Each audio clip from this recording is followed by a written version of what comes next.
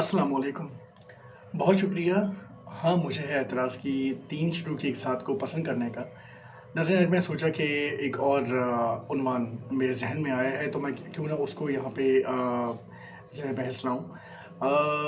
एक उन्वान जो मेरे ज़हन में ये कि एक बेगैरत किस्म के जो लोग हैं उनमें शुमार जो मेरी बेगैरत सीरीज़ चल रही है उसमें ये तीसरा 3.2 है ये।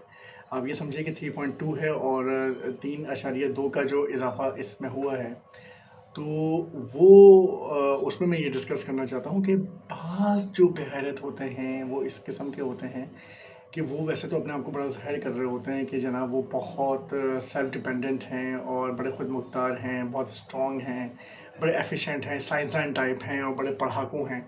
लेकिन जब शादी की बात आती है तो एकदम यूँ चुप घुन्ने बन जाते हैं, यूँ मासूम बन जाते हैं।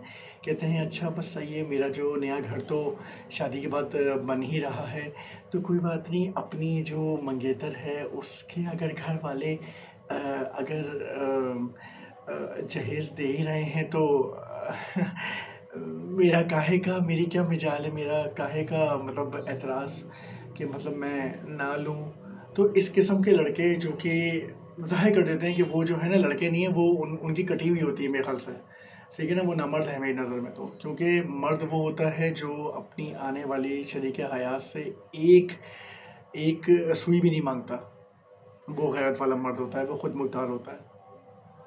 तो बाप जो कि अपनी बेटी के लिए सारी ज़िंदगी अथक मेहनत करता है, वो अपनी बेटी को एक अलग से घर बसा के दे। वो पहले से ही पिछले 30-25 साल से कमर तोड़ के अपना घर चला रहा होता है, अपने घर को चलाने के लिए अथक मेहनत कर रहा होता है, लेकिन फिर वो अपनी बेटी को भी जहेज़ में ये सारी चीज़ें दे। फिर लड़कों की डिमांड भी ऐसी अलग-अलग होती है, मैं मोटर बाइक लूँगा, मैं कार लूँगा। फिर अगर अल्लाह अल्लाह खैर सल्ला अगर ऐसे लड़कों की माएँ हों ज़िंदा, बाप हों ज़िंदा, ओ शाबाश! फिर तो भैया क्या डिमांडें आती हैं कि हाँ, चलें, हाँ, हम आपकी बेटी है तो बड़ी चाँद का टुकड़ा, आपकी बेटी को हम एक्सेप्ट तो कर रहे हैं, लेकिन हमें जो है मोटर बाइक, गाड़ी और फ्लैट चाहिए भई। सही है ना? तो अगर आपको ये मंज़ूर है तो आपकी बिटिया के सर पे हम हाथ रखेंगे, नहीं मंज़ूर तो बस सही है, ठीक है, हम फिर जो है सोचेंगे, देखेंगे इस बारे में। आप भी तलाश करें, हम भी तलाश करते हैं।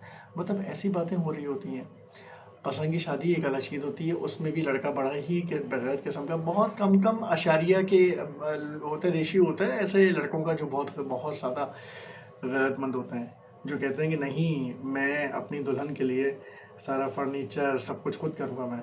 अच्छा, बाज़ लड़कों का तो कमरे के अंदर सेटअप ही ऐसा होता है, घर के अंदर सारा सेटअप ऐसा होता है कि वो कहते हैं कि कुछ भी लाने की ज़रूरत नहीं है। वाक़ई बहुत रेयर फैमिलीज़ ऐसी हैं कि जिनके घर में सारे बर्तन-शर्तन सब इतना वेल स्टेबल्ड होता है।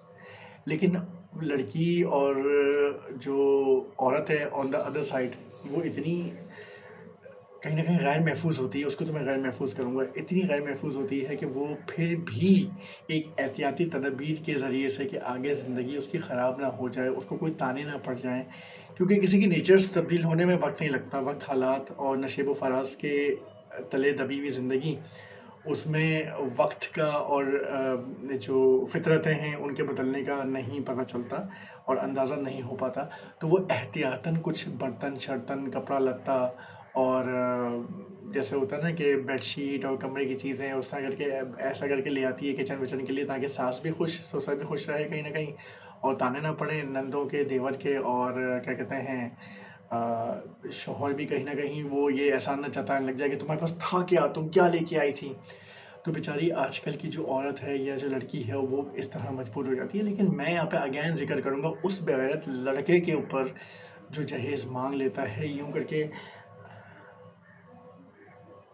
बस क्या करें, आप दे दें, मैं क्या कह सकता हूँ। और फिर क्या, मैंने ऐसे लड़के भी देखे हैं, मज़े की बात है, मैंने ऐसे लड़के भी देखे हैं जो शादी से पहले तो कोई शरई पर्दा नहीं कर रहा है मंगेतर के साथ, शादी में 1 डेढ़ महीना रह जाता हो, कोई शरई पर्दा नहीं कर रहा है, और जी घर में आ रहे हैं और अपने हाथों से जो जहेज़ का सामान है ना उसको रिक्शे से उतरता हुआ उतार रहे हैं और टैक्सी से खींच के उतार रहे हैं। भाई मतलब ज़रा शर्म नहीं है? तुम टच भी कर रहे हो ये चीज़ें, तुम्हारी उंगलियां तरसी नहीं, कांपी नहीं तुम्हारी उंगलियां?